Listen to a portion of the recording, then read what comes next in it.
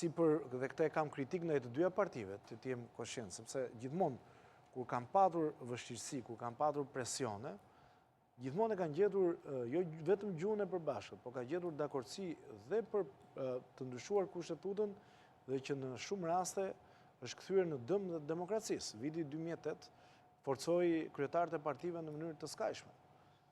Por të kthyer pak në kohën e sotme, unë besoj që është pak e nxituar nga PS-ja nëse do ta mbajë në rendin e ditës nesër dhe do ta bëjë ndryshimin, sepse duhet të japi kohë Partisë Demokratike që të rikthehet në komision, apo duhet t'i lëj afatet pra duhet të kemi një produkt komisioni që të shkojnë në kuvend. Duhet të ketë një fleksibilitet, të jemi koshient. Edhe pse unë nuk e kuptoj përse do duhet të ishte një qëndrim deri diku fluid, i pa kuptuar që do ta braktisim komisionin. Pra unë nuk kam parë asnjë arsye përse do duhej Partia Demokratike deri ditën e sotme të kishte një qëndrim për ta braktisur komisionin e reformës territoriale. Ishte një komision që kishin dhe veton me sa di unë. Aty s'është veto në territoriale, është vetëm ke zgjedhorja. Pra, po përveç asaj kanë pasur bashkëkryetarin, pra kanë pasur shumë kompetenca.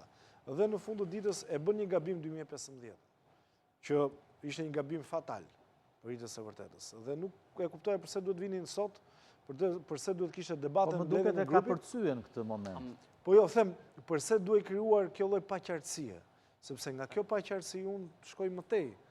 Shkojmë të aksioni politik, shkojmë të tjetra, dhe në fund fare kush është piktura e madhe që ti shikon. Shikon një lloj paqartësi në qasjen që do ketë opozita në luftën ndaj majorancës.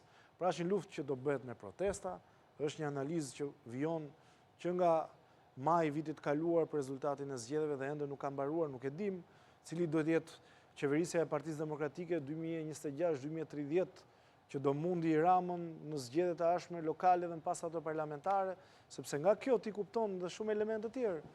Pra, nuk është vetëm një element që të i shkëputur, pra është një e të tërës. Dhe ajo që ka të bëjë, do më falësh.